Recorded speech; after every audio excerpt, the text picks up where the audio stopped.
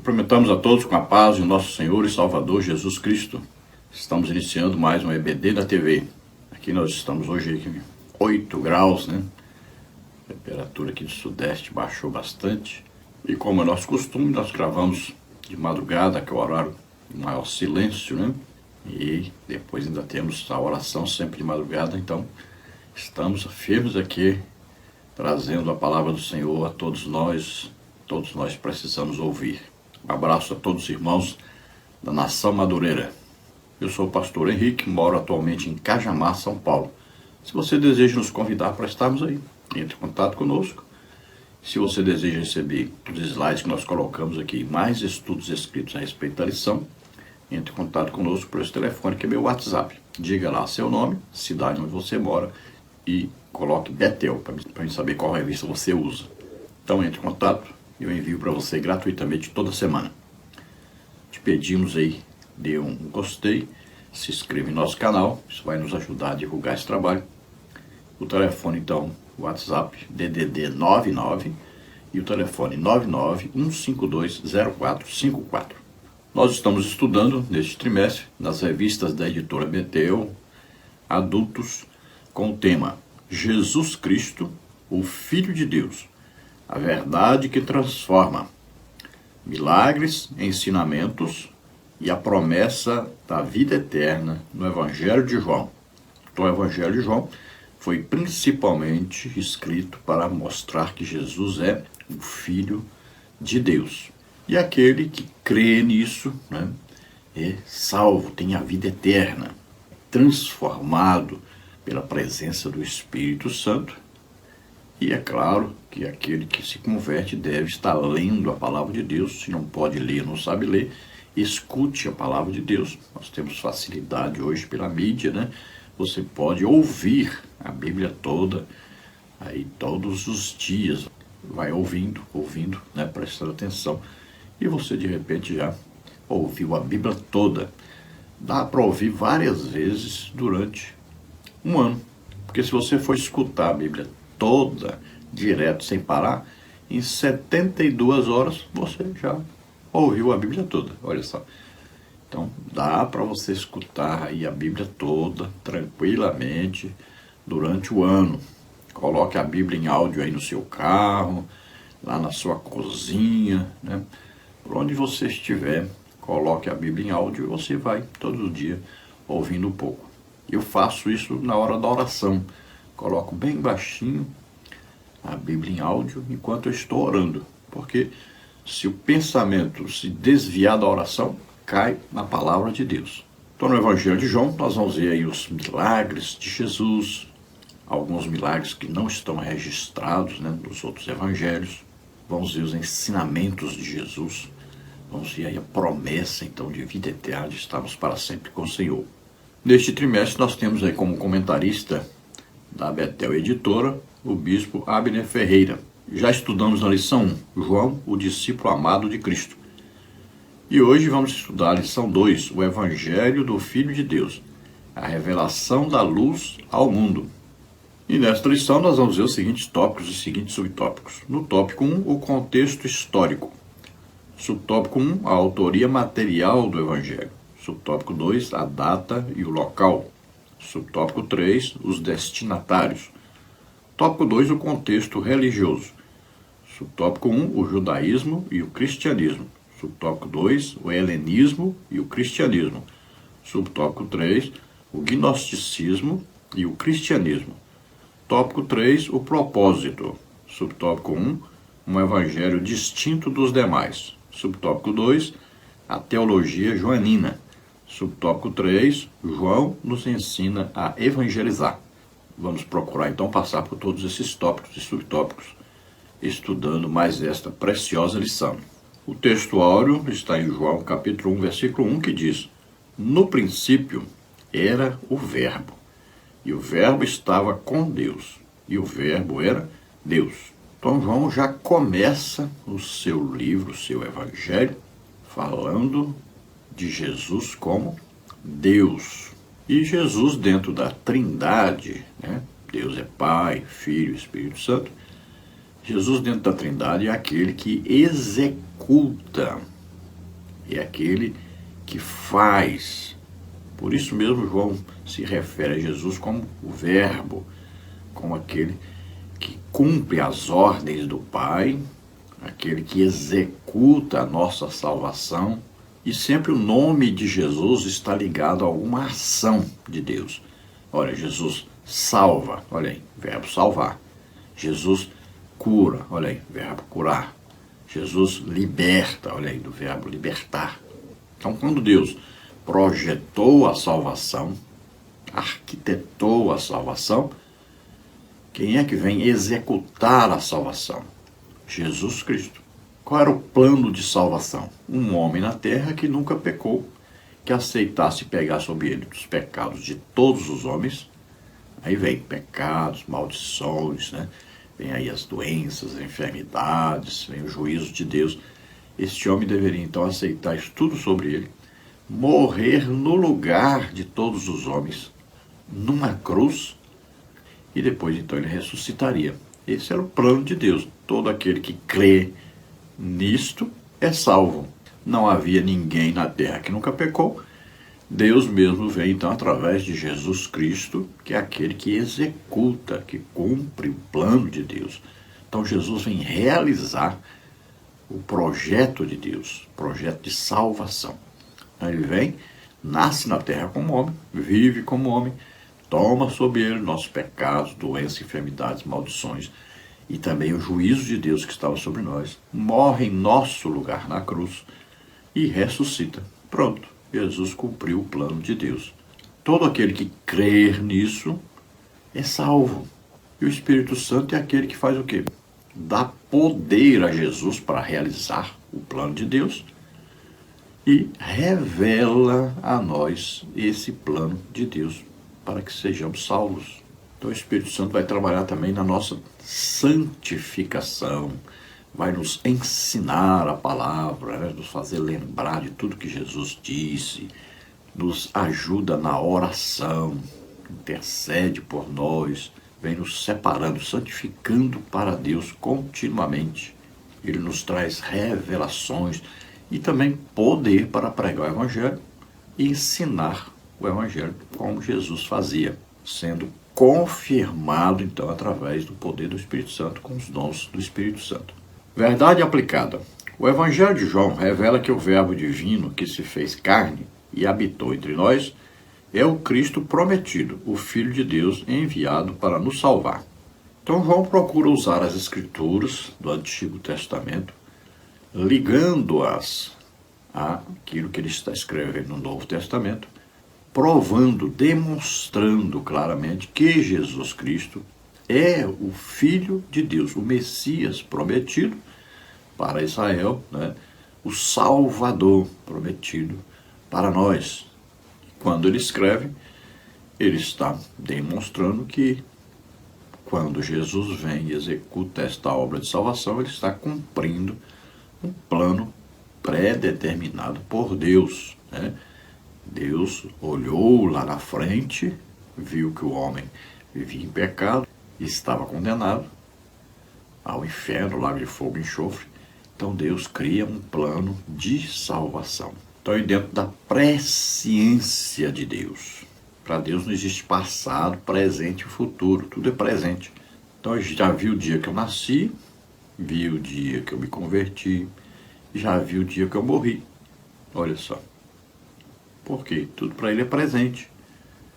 Então, se ele quiser ver o meu futuro, ele dá uma olhadinha na linha de tempo dele. Para ele é presente. Só dá uma olhadinha lá na frente. Pronto. Então, quando ele cria o ser humano, ele dá uma olhadinha lá na frente, na linha de tempo. Para ele é presente, ele está vendo toda a humanidade, desde o início até o fim. Ele vê que o homem peca, então cria o plano de salvação. Textos de referência. João, capítulo 1, versículos 2 até o versículo 10. Vamos ler. Ele estava no princípio com Deus. Todas as coisas foram feitas por ele, e sem ele nada do que foi feito se fez. Nele estava a vida, e a vida era a luz dos homens. E a luz resplandece nas trevas, e as trevas não a compreenderam. Houve um homem enviado de Deus, cujo nome era João. Este veio para testemunho, para que testificasse da luz, para que todos crescem por ele. Não era ele a luz, mas veio para que testificasse da luz. Ali estava a luz verdadeira que alumia todo homem que vê ao mundo. Estava no mundo e o mundo foi feito por ele e o mundo não o conheceu. João Batista veio preparar o caminho para Jesus, né? Então ele veio pregando que Jesus estava chegando, pregando o arrependimento de pecados para que as pessoas estivessem prontas para receber Jesus como Messias, como Salvador. Esta era a função de João Batista. Deus mostrou para ele, identificou quem é o meu filho, quem é o Salvador. Eu vou identificar. Aquele que você vê descer sobre ele o Espírito Santo, esse é o meu filho. Então João viu o Espírito Santo descendo sobre Jesus, né? Deus usou o quê? Uma visão de uma pomba, né? Descendo sobre Jesus. Então identificou, este é o meu filho. Então João pregava a vinda de Jesus. Jesus veio, ele apresentou Jesus ao mundo, disse: esse é o Cordeiro de Deus que tira o pecado do mundo. Pronto, a tarefa de João Batista estava cumprida. Já João, que escreveu o Evangelho de João, era então discípulo de João Batista. Depois, João vai então acompanhar Jesus. Ele foi chamado para estar com Jesus, né, junto com seu irmão Tiago. Então, os dois, João e Tiago, eram filhos de Zebedeu, um pescador. Então, Jesus os convida e eles vão seguir a Jesus. João era bem novinho, provavelmente aí 18 a 20 anos, e ele vai então seguir Jesus. No início então da sua vida, ele ainda era assim mais imitador de João Batista, né? Uma pessoa muito brava, uma pessoa que queria que Deus exercesse o juízo sobre as pessoas, né? Matasse os pecadores, porque ele estava sendo um discípulo de João Batista. Quando ele começa a andar com Jesus, então ele aprende a ser discípulo de Jesus. Aí ele vai ensinar agora e pregar e vai ver o amor de Deus. Então João é totalmente transformado com a amizade, a intimidade que ele tem com Jesus Cristo. Então aqui no seu capítulo 1 do seu livro, ele fala sobre João Batista, identifica Jesus como o Messias, o Salvador. A introdução da lição: o Evangelho de João se destaca dos demais por se aprofundar em temas teológicos, pois enfatiza a divindade de Cristo nos registros dos milagres e ensinos mais do que os outros evangelhos. Veremos um pouco dos contextos histórico e religioso do tempo em que o Evangelho de João foi escrito, além do propósito que o apóstolo expressou. João 20, 31. Então, no estudo dessa lição, nós vamos ver mais detalhes, né, sobre o Evangelho de João, a diferença do Evangelho de João para os evangelhos sinóticos. São chamados sinóticos o Evangelho de Mateus, de Marcos e de Lucas, porque os três evangelhos, eles narram muita coisa em comum. Com o Evangelho de Mateus nós vemos o Evangelho escrito para provar que Jesus era descendente, então, do rei Davi, né? Demonstrar a realeza de Jesus Cristo. Vemos no Evangelho de Marcos mostrando a mansidão, né? Jesus como servo, demonstrando a força de Jesus como um enviado de Deus. E no Evangelho de Lucas, nós vamos ver a humanidade de Jesus. Lucas procura demonstrar Jesus como homem, como aquele que veio ao mundo e nasceu aqui como homem e viveu como homem. Para ser nosso Salvador, precisava de um homem na terra que nunca pecou e aceitasse então o plano de Deus, que era um homem pegar sobre ele os pecados de todos, morrer no lugar de todos e ressuscitar. Então, Lucas vem mostrando essa humanidade de Jesus Cristo. Já João, então, escreve seu evangelho de maneira diferente. Ele apresenta milagres que não estão nos outros evangelhos e apresenta uma teologia mais voltada para mostrar Jesus como Deus. Então, João, ele tem uma espiritualidade maior do que os outros e ele consegue falar de coisas mais íntimas de Jesus que os outros não falaram. E ele procura também mostrar os milagres de Jesus, mas dentro da divindade de Jesus. E ele também mostra os ensinos de Jesus, os ensinos que trazem maior conhecimento da divindade de Jesus.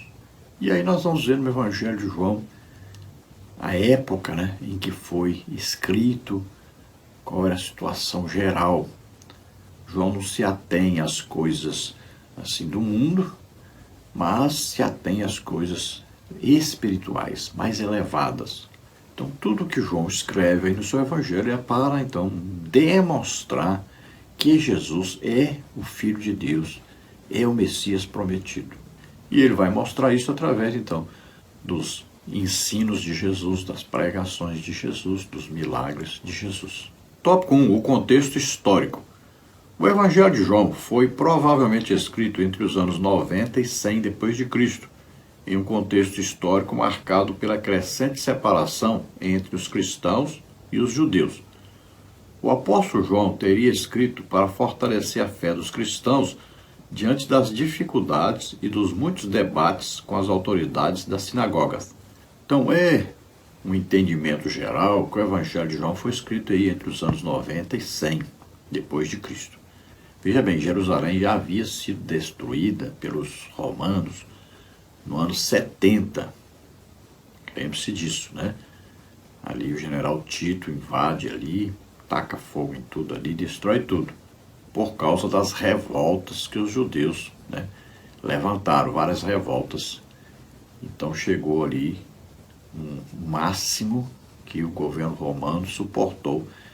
Então o general Tito ali destrói, taca fogo em tudo ali. João já está no ano 90, entre o ano 90 e o ano 100, quando ele escreve o Evangelho. Então já tinha aí pelo menos, né, de 20 a 30 anos que Jerusalém havia sido invadida pelo general Tito. Então nesta época de João, no final da sua vida, quando João escreve o Evangelho, o contexto histórico era diferente. Quando Jesus morreu e ressuscitou, a igreja em Jerusalém era muito forte e uma igreja que crescia muito. Era o centro, então, da igreja cristã. Havia uma coordenação, havia uma autoridade apostólica em Jerusalém para resolver todas as questões da igreja. Então eles eram consultados.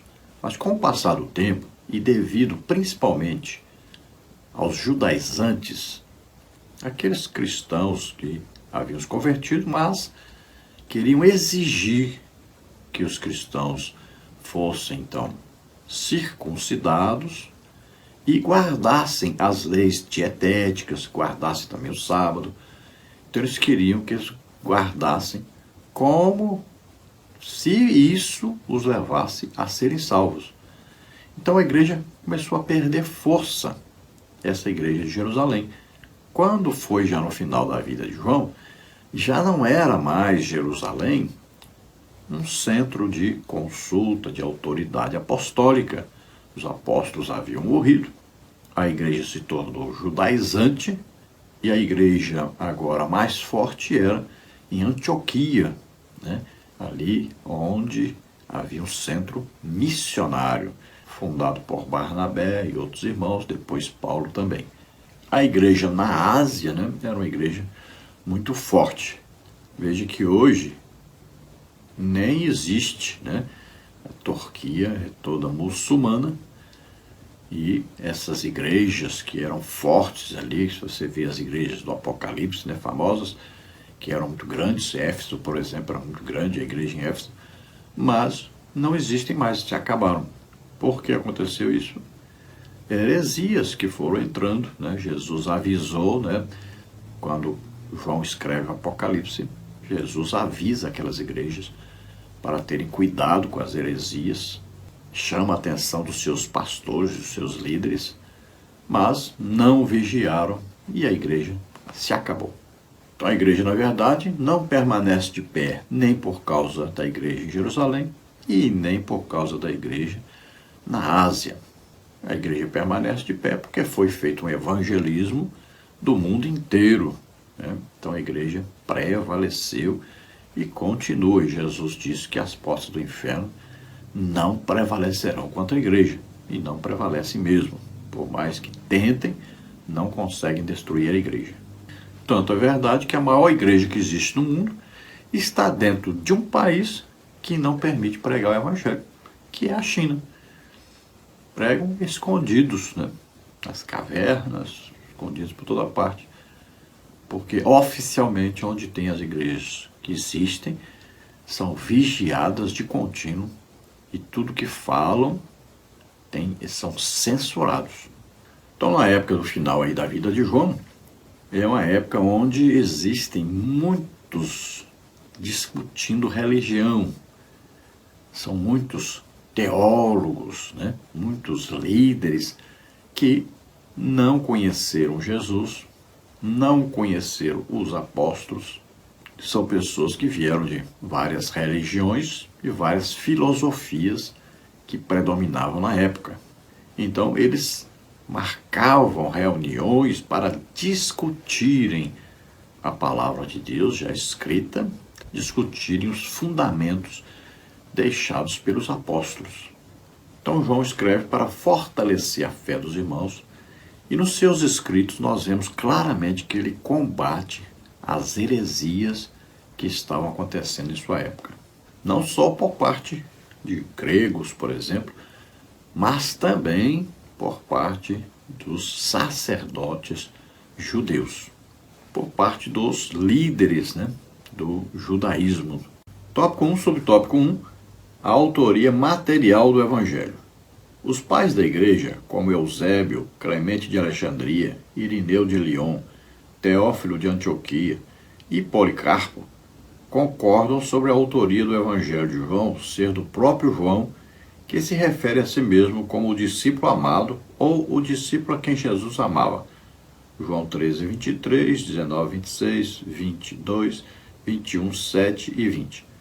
João finaliza seu evangelho como aquele que testifica estas coisas e as escreveu João 21, 24. Portanto, é razoável supor que o apóstolo João seja o autor do livro que leva o seu nome. Evidentemente, existem sempre aqueles, né, que vão discutir, que vão debater, que vão querer provar que o evangelho não foi escrito por João. Então, sempre vão ter essas pessoas, né? Alguns olhando a personalidade de João antes da morte e ressurreição de Jesus, antes dele receber o Espírito Santo, antes de ser batizado com o Espírito Santo, pensam o que sobre João? Isso aí não vai dar em nada, né? Não vai produzir nada. Vai acabar aí se metendo em encrenca com o governo romano, vai acabar sendo preso, sendo morto, porque até Jesus chamou João aí de filho de trovão, né? Então veja, João então, ele é transformado, ele é mudado completamente devido ao conhecimento de Jesus, devido a ter a maior intimidade com Jesus dentre os apóstolos e ser cheio do Espírito Santo. Então ele teve uma transformação radical. Ele passou a ser o mais amoroso, passou a ser mais bondoso, misericordioso. Foi o único que não morreu martirizado. Tentaram até matá-lo, mas não conseguiram. Morreu de velhice mesmo. E quando Pedro pergunta para Jesus o que vai ser feito deste, se referindo a João, eu quero que ele fique até que eu venha. O que Jesus está dizendo? Jesus está dizendo que João vai revelar coisas após a morte e ressurreição de Jesus, coisas sobre o futuro, sobre a vinda de Jesus para buscar a igreja, sobre a vinda de Jesus no final da grande tribulação, sobre a vinda de Jesus para governar o mundo no milênio. Coisas bem futurísticas, né, escatológicas. João foi escolhido por Jesus para escrever sobre isso. Então ninguém poderia escrever o Evangelho de João se não fosse o próprio João, que era mais íntimo de Jesus. Existem coisas escritas aí que só alguém que era bem próximo realmente de Jesus poderia escrever. Então João escreve e diz que está dando testemunho pessoal Ele andou com Jesus, comeu junto com Jesus, tocou e Jesus abraçou Jesus. Então ele está escrevendo a respeito de um testemunho. Ele está mostrando que tudo aquilo ali ele viu, ele escutou do próprio Jesus, ele viveu junto com Jesus aquelas situações. Ele foi o único que esteve mais próximo de Jesus, na prisão de Jesus, na morte de Jesus, o único que estava ali ao lado de Maria, ao pé da cruz. O próprio João, devido à sua humildade, não coloca seu nome aí no livro, mas fala aquele a quem Jesus amava, né? Então ele mesmo se identifica, dizendo então que aquele que estava mais próximo sempre de Jesus é o que escreveu o Evangelho. Então nós podemos crer que o Evangelho foi escrito por João, devido à tradição, né? Todos os líderes primeiros da igreja sempre consideraram como sendo escrito por João. Temos aí a referência do discípulo amado, né? Aquele a quem Jesus amava. Temos aí coisas escritas de um testemunho ocular, de alguém que viu realmente, de alguém que escutou realmente Jesus falando e fazendo. O próprio anonimato aí, né? João não se identificou, mostra que é João que escreveu.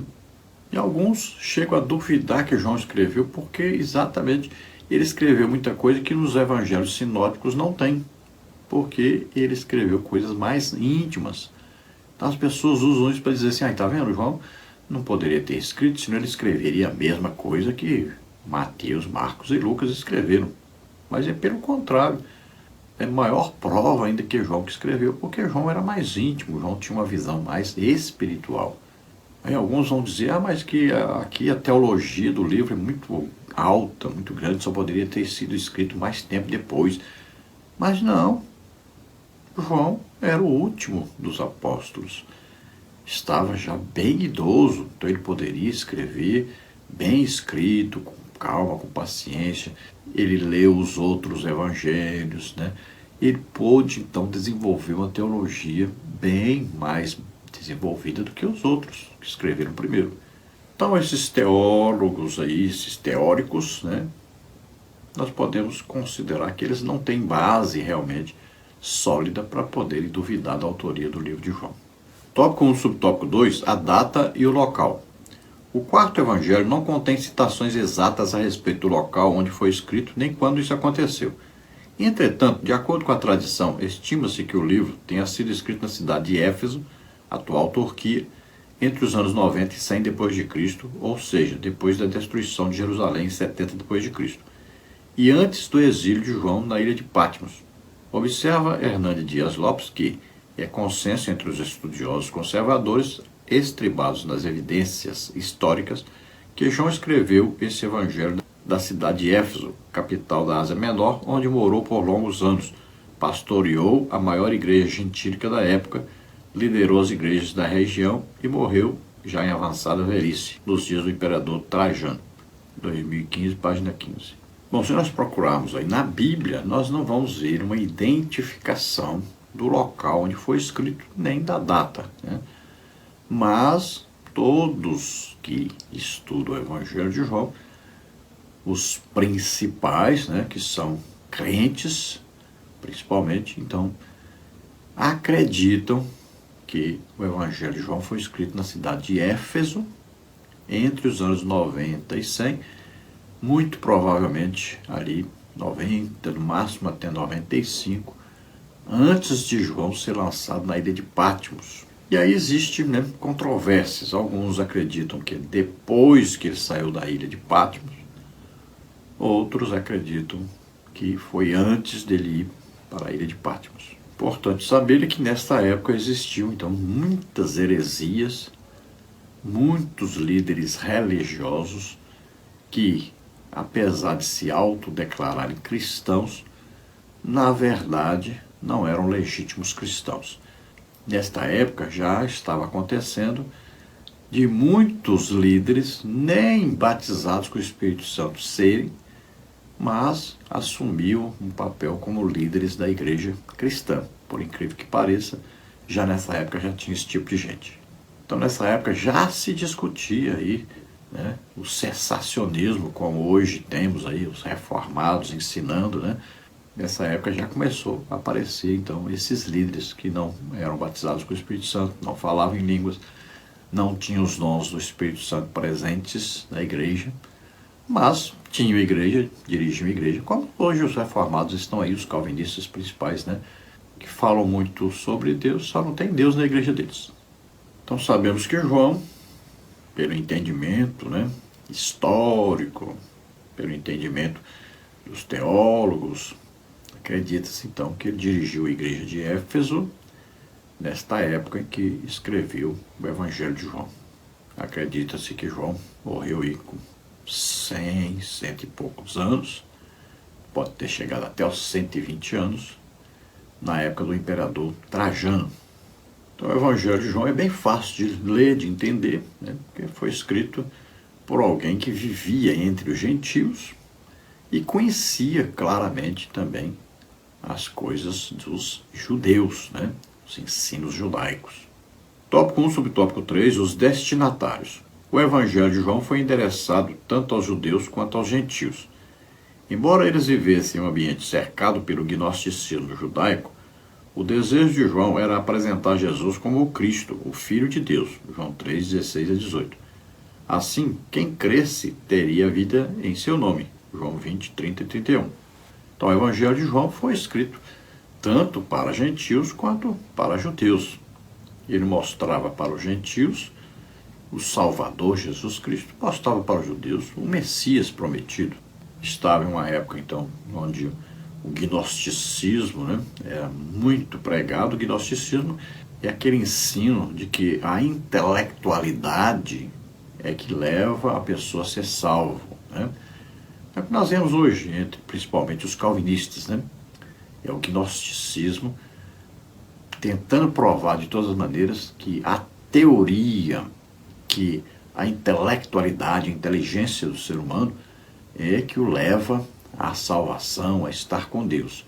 E o que nós vemos na igreja que eram pessoas bem simples, humildes, pessoas sem instrução, que se converteram e que conseguiram levar o Evangelho ao mundo inteiro, a pregação legítima do Evangelho, pessoas cheias do Espírito Santo e pessoas que pregavam, ensinavam e Deus confirmava com sinais, prodígios e maravilhas.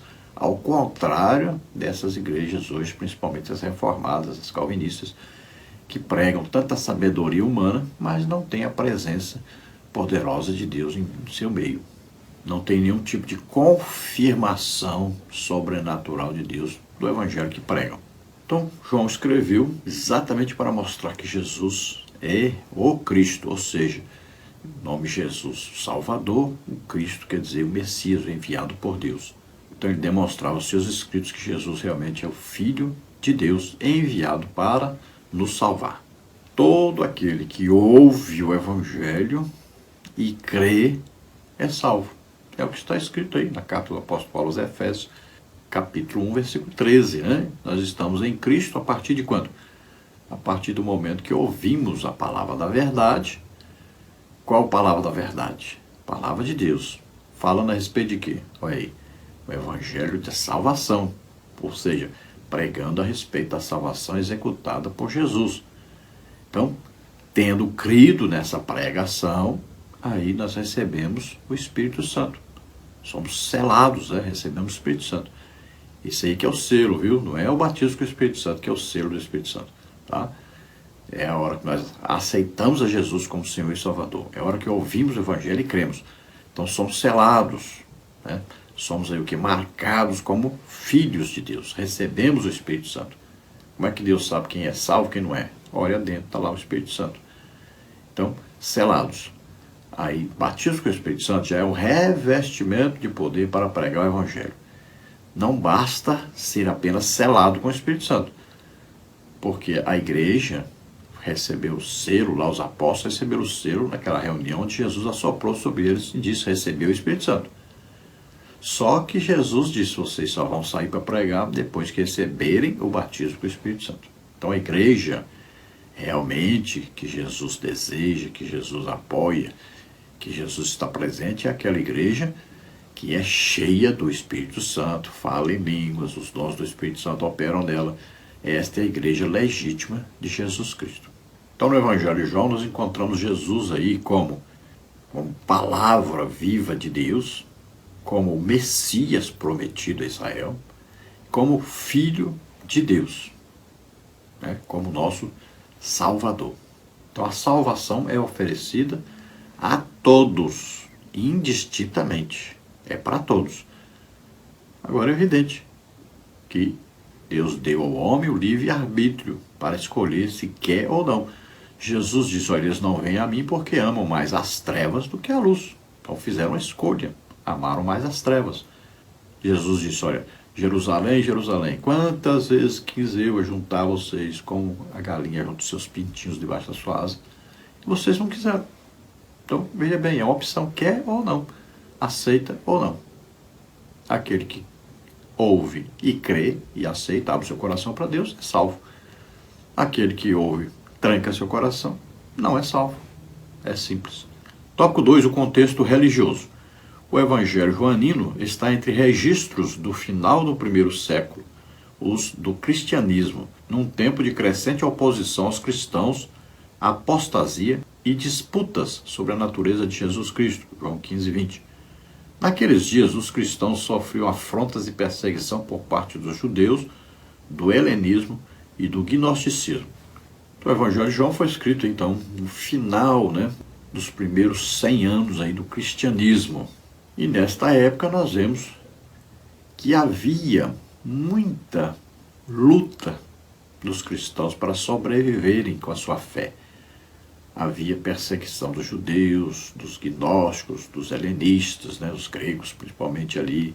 A filosofia crescia, já se começava aquela discussão teológica se Jesus realmente era filho de Deus, se ele havia realmente morrido na cruz ou não.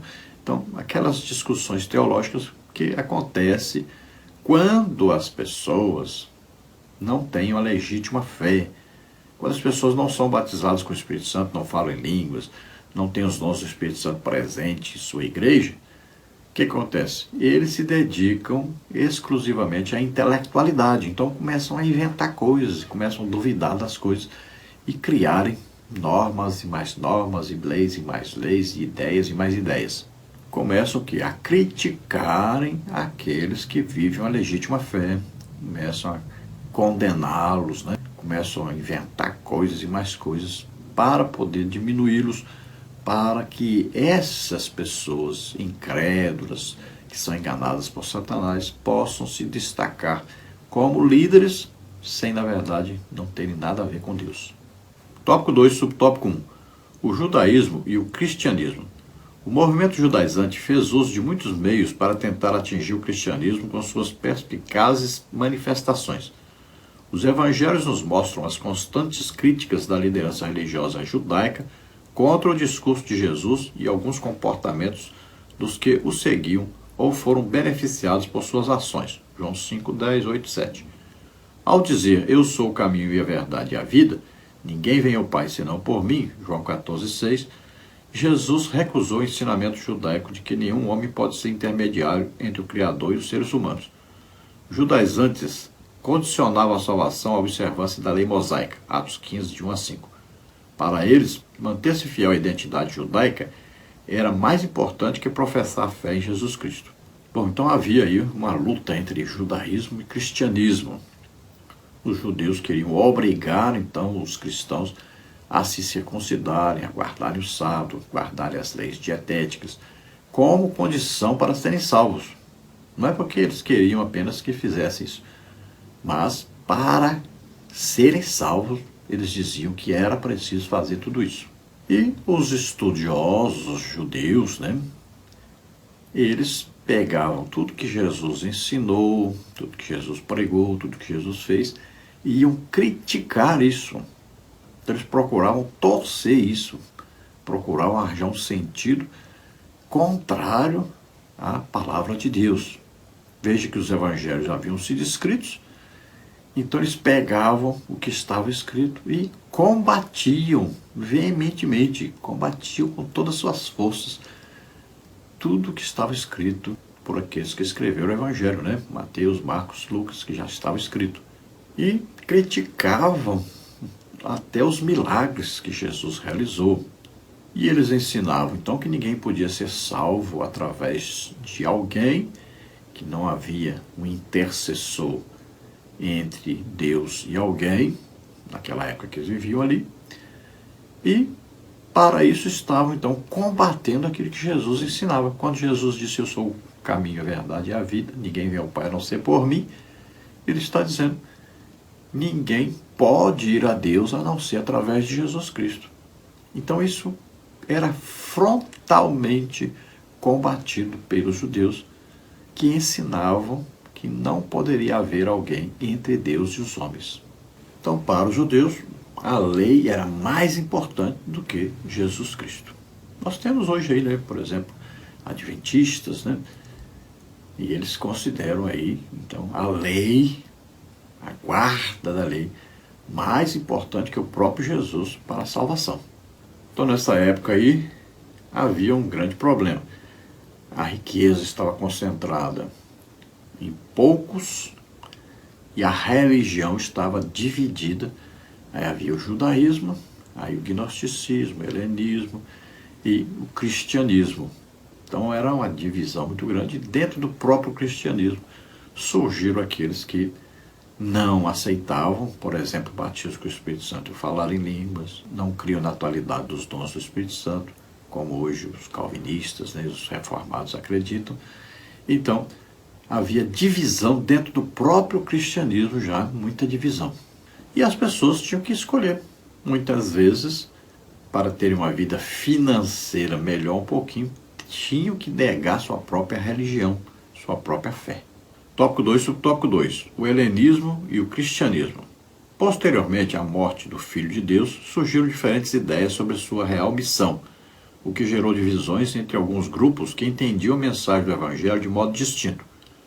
O helenismo foi considerado uma religião pagã que se opunha ao cristianismo. Esse grupo possui uma inquietação filosófica quanto ao sentido da vida e à felicidade do indivíduo em um mundo incerto. As Escrituras nos alertam contra todas essas filosofias. Tende cuidado para que ninguém vos faça presa sua, por meio de filosofias e vãs sutilezas, segundo a tradição dos homens, segundo os rudimentos do mundo, e não segundo Cristo. Colossenses 2,8. Então veja que já no final da vida de João, quando ele estava escrevendo o Evangelho, existiam vários grupos distintos, com ideias diferentes, filosofias diferentes. Dentre esses existiam, então, aqueles do helenismo. O helenismo é aquele que ensinava, que pregava mais sobre a felicidade humana. Então, eles consideravam que o corpo pouco importava. As pessoas deveriam procurar o prazer do corpo. Poderiam procurar de qualquer maneira. A homossexualidade e em diversas outras maneiras, não importando se eram felizes, então estava tudo bem. O que importava para Deus, eles diziam que era só o espírito e a alma, que muitos acreditavam que era só a alma. O helenismo se desenvolveu primeiro na Grécia, e com o império de Alexandre o Grande, o helenismo se espalhou por todos os países que existiam naquela época e predominou até sobre, então, o governo, o Império Romano. O helenismo divulgava, então, o prazer físico humano e também se juntou ao gnosticismo, para colocar a intelectualidade acima da espiritualidade. No início do helenismo, ainda os gregos estavam ali meio que divididos, entre aquelas várias culturas, entre as várias idolatrias a vários deuses e o judaísmo. Mas com o passar do tempo eles abandonaram o judaísmo e se tornaram realmente depravados em excesso. O helenismo foi responsável pela divulgação então da língua grega pelo mundo inteiro, O Império de Alexandre, quando terminou, a língua grega estava espalhada por toda parte, também o dinheiro grego passou a valer em toda parte, ser usado em toda parte. E a cultura acompanhou. Começaram então as grandes bibliotecas, como de Alexandria, e muitas cidades começaram a se desenvolver muito nessa época. Surgiram várias escolas filosóficas, principalmente o estoicismo o epicurismo e o ceticismo. Então o helenismo influenciou aí a cultura, a religião, a ciência, a filosofia do mundo inteiro, a literatura também. O helenismo é principalmente uma cultura, então, politeísta, adora vários deuses. Tópico 2, subtópico 3, o gnosticismo e o cristianismo. A igreja primitiva teve que lidar com a doutrina danosa à fé cristã, o gnosticismo.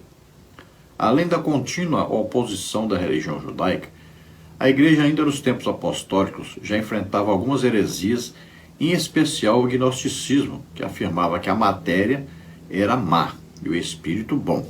Segundo essa crença, o Filho de Deus, por ser bom, não poderia residir em um corpo físico mau. Isso levou João a combater os gnósticos com ímpeto. 1 de João 2, 23, 4, 2, 3 e 15. Então o gnosticismo floresceu aí, né, no final aí do ano 90 e início do ano 100, até o ano 200, 300. Foi uma força filosófica muito grande que cresceu principalmente a partir aí da Grécia e de Roma. Então era uma busca desenfreada pelo conhecimento, pela intelectualidade.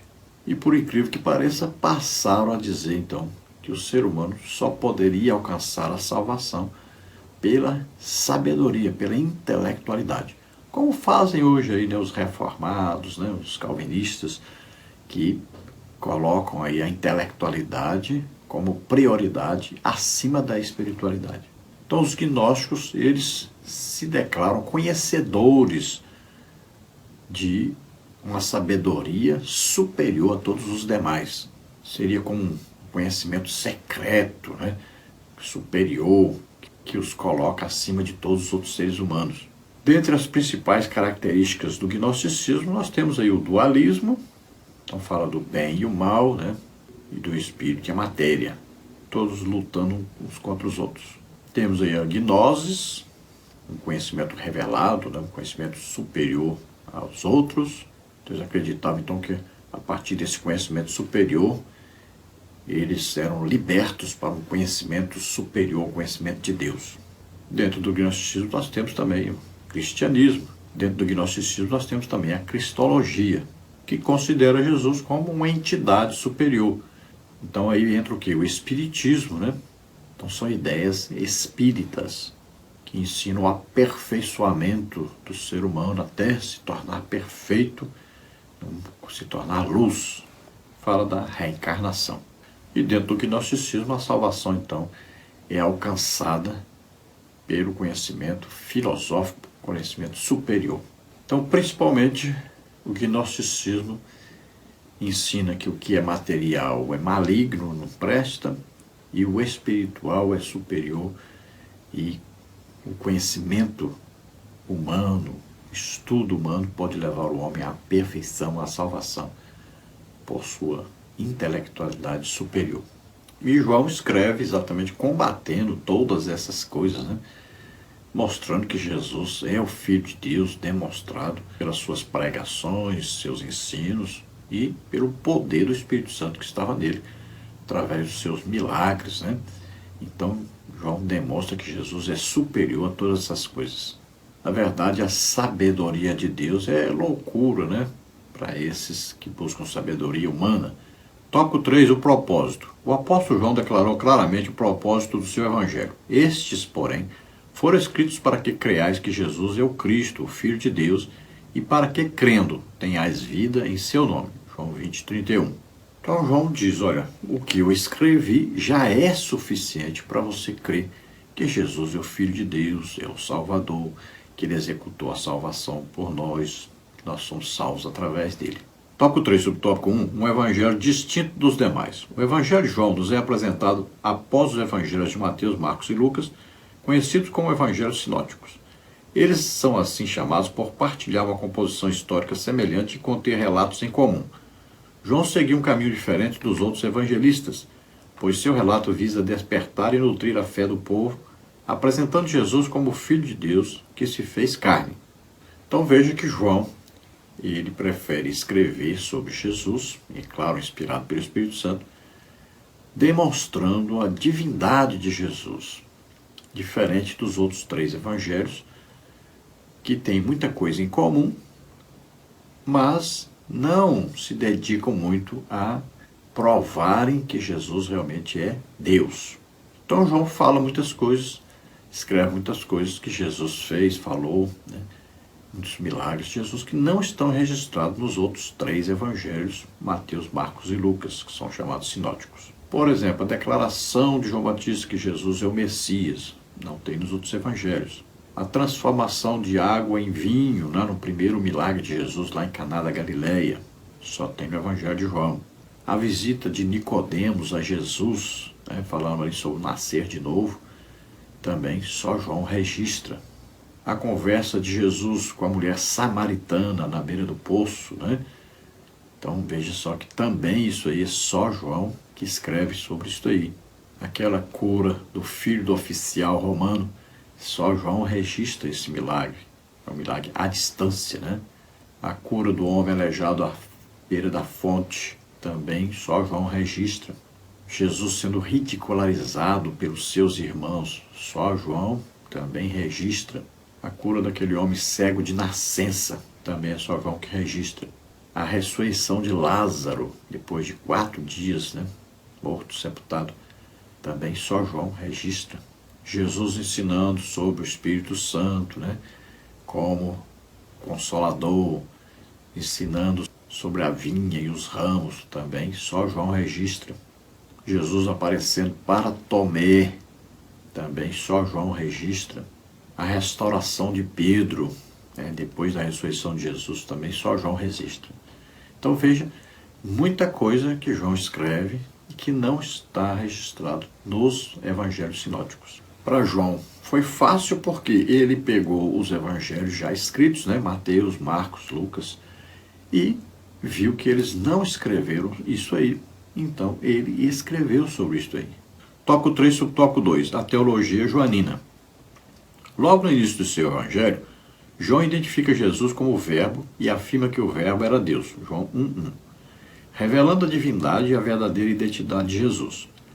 As mensagens principais do evangelho de João são Jesus Cristo, o Filho de Deus, fé, o outro Consolador, morte, ressurreição e vida eterna. Ao ler o relato de João, notamos que a relação entre a fé e a vida eterna estão contidas na teologia joanina.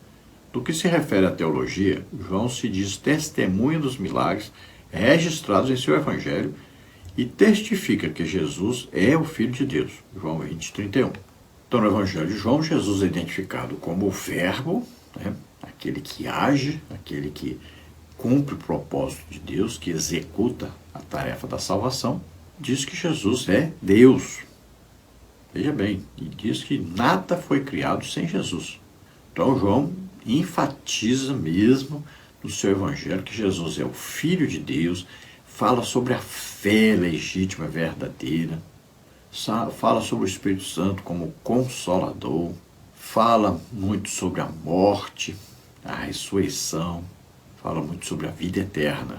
E quando João fala sobre os feitos de Jesus, as obras realizadas por Jesus, os milagres, ele diz, eu fui testemunha ocular, eu vi isso, eu estava presente, eu estou falando daquilo que eu vi. E isso é muito importante, porque ele não está falando a respeito de alguma coisa que ele ouviu falar, mas ele está registrando aquilo que ele estava presente e viu realmente acontecer. Quando Lucas vai escrever Atos dos Apóstolos, por exemplo, ele vai dizer que Pedro e João, né, estavam indo para o templo, na hora da oração, e lá viu o aleijado, e olha só, ali então Pedro e João vão orar por aquele aleijado e ele anda. Ou seja, eles estão imitando Jesus Cristo. Eles viram, presenciaram os milagres de Jesus, e agora eles mesmos são usados pelo mesmo Espírito Santo que estava em Jesus para realizarem os mesmos milagres. E João diz, olha, nós podemos fazer ainda maiores obras, maiores milagres, porque Jesus ficou aqui, o quê? 3 anos e meio de ministério. Então nós temos a vida inteira para sermos usados por Deus pelo mesmo Espírito Santo que estava em Jesus, que é Deus mesmo. Tópico 3, subtópico 3. João nos ensina a evangelizar. João 3,16 talvez seja o texto mais conhecido e usado na evangelização. Neste evangelho, podemos aprender muito sobre o modelo de Jesus para evangelismo pessoal, como a quebra do preconceito social, João 4,16 a 18, o valor do perdão, João 8,11, e o seu profundo amor pelos perdidos, João 1,11. Então, no evangelho de João, encontramos muita coisa escrita que nós usamos para evangelizar, que são próprias para serem usadas no evangelismo. Quem nunca pregou sobre João 3,16, por exemplo, Porque Deus amou o mundo de tal maneira que deu o seu Filho unigênito para que todo aquele que nele crê não pereça, mas tenha a vida eterna. Então, é um versículo conhecidíssimo, conhecido como chave bíblica, E todo crente, praticamente todo crente salvo, cheio do Espírito Santo, conhece esse versículo e tem guardado no seu coração esse versículo. Quando se fala em preconceito social aí, sobre pessoas que são deixadas à margem, quem é que nunca pregou em João 4 sobre a mulher samaritana, Jesus demonstrando que não existe preconceito no Evangelho, nós temos que pregar a todos, não importa se as pessoas são homossexuais, são viciados em drogas ou bebida alcoólica, se são assassinos, não importa. O Evangelho deve ser pregado a todos. Temos que ensinar e pregar sobre o perdão, temos que perdoar todos que nos ofendem, Temos que amar as pessoas, mesmo aqueles que não são merecedores. O Evangelho não é pregado para quem merece. Pelo contrário, Jesus disse: eu vim buscar e salvar os que se haviam perdido.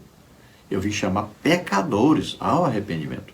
Veja que Jesus ensinava, pregava, realizava todos aqueles milagres diante dos seus discípulos, treinando-os. E ele chegou a enviá-los também para que fossem treinados.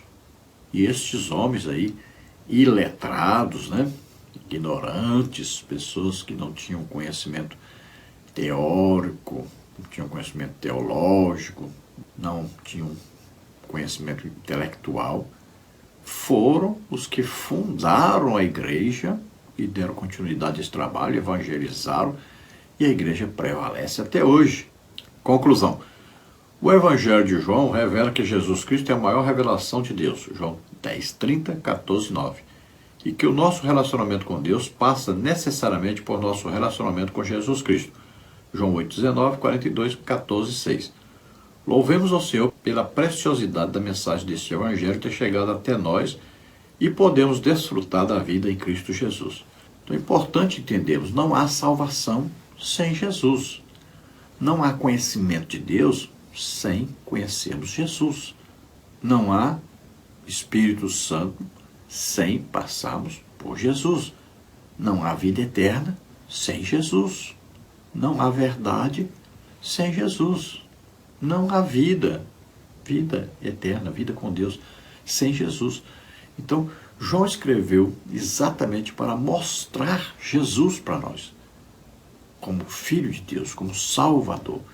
Então, nós precisamos ler mais o Evangelho de João, estudarmos mais o Evangelho de João, sempre termos aí o Evangelho de João em nosso coração.